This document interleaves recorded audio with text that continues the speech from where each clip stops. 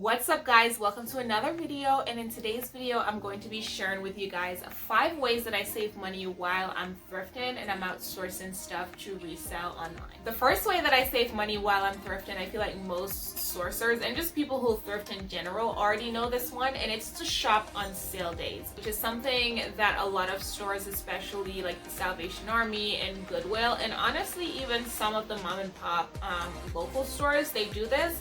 And basically they have specific days where certain tags are 50% off or 25% off or whatever the case may be.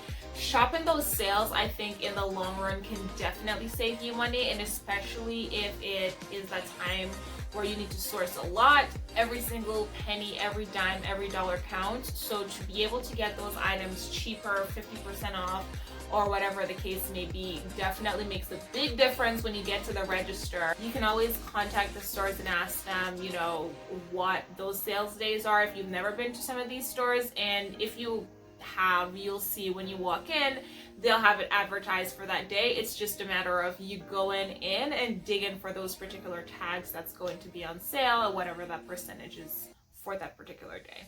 So number 2 is going to be, if you find a damaged item, it's simple.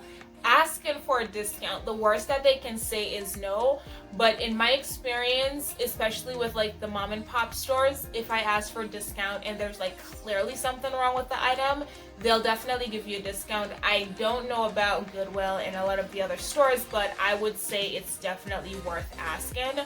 And you can get something off of a damaged item, whatever, especially if it's a high ticket item.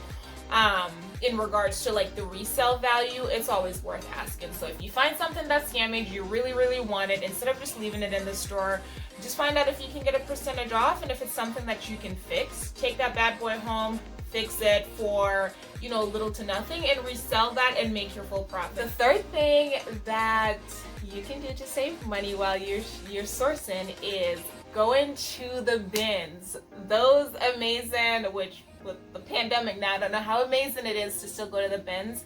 I haven't been to the bins in about 2 years. So when I lived in Florida had some of the most amazing Goodwills.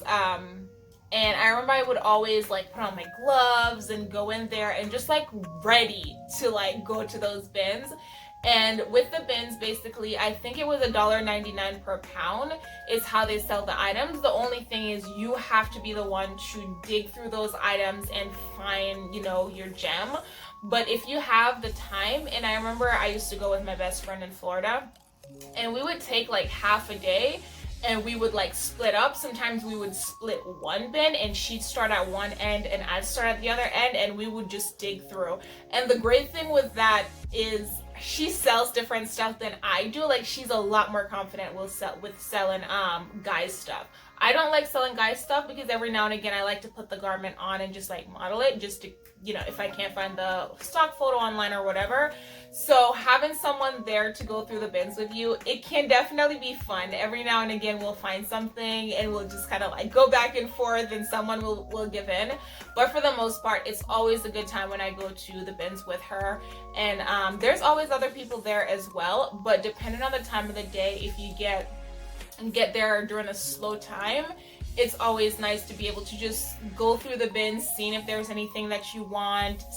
A lot of times there are things that you will overlook and you go take a second look and you'll find it, and to literally be able to get those items for, you know, a couple of cents sometimes, it's amazing. So I would suggest the Goodwill bins for sure. You obviously want to be a lot more mindful now that the pandemic is going on, but if you can make it to the bins and be good, make sure you have all your masks and stuff. And something that I actually started doing when I go sourcing, I keep a bottle of water in my car, and the sanitizer is great, but I wash my hand before I get back in my car, and I try to just not contaminate my surroundings. The next thing that I'm going to tell you guys about is shopping at the end of seasons.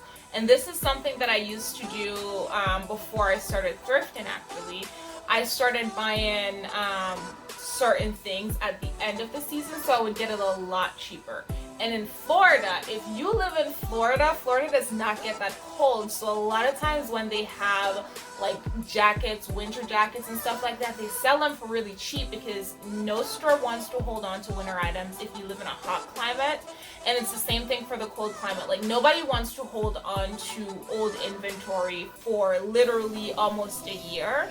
And a lot of times they're just wanting to get rid of it. In one of my last videos, one of the stores was selling everything that was like summer for $2. And I found Lululemon in there. I found some really, really amazing items in there.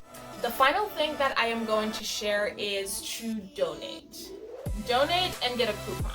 And this is something that I came across when I was trying to revamp my living room into what is now my office space. And I remember I went to a thrift store and I saw like there was a long line of cars and I couldn't figure out like what was going on. And I remember walking by and the guy was saying to the people who were driving up, and he was just basically like, go ahead and pop your trunk, I'll get the stuff out of it, and then he'd hand them a coupon. And the funny thing is, I had some stuff that I had to donate, and they were just sitting around my apartment. They were old stuff from Poshmark that I genuinely just needed to clear out. They were damaged things that I had just purchased years ago. They had no business being in my closet. I learned a lot, and I was just like, it's not worth it. I'm not gonna make any money on them. Some of them were like damaged, you know, stained, whatever. And some of the other items were just like stuff from around the house. I was also doing a turnover in my home, so it was going from summer to fall, and there were just things that when we did our fall cleaning we no longer needed, so I also brought those items in for donation, and I got a coupon for 20% off my entire purchase. And while it might not sound like a lot, depending on how much you're sourcing, when you get up to that register and any percent off, it could be 10%, it could be 5%, like every dollar, every penny, everything counts. So that's definitely one way that I was surprised. I did not realize that thrift stores did this. I know at some point at Goodwill you can get like a tax write-off or whatever. I don't know if they still do that, but I didn't realize you can literally get a coupon for donating stuff that you don't need so that you can go get some stuff that you do need. Alright guys, so those are my 5 tips to save money while you're sourcing. If there's anything that I did not mention in this video that you tried as a sourcer and you want to share it in the comment section below, please do share whatever tricks and tips that you guys feel comfortable sharing. I hope you guys enjoyed this video, and I will catch you guys in the next one.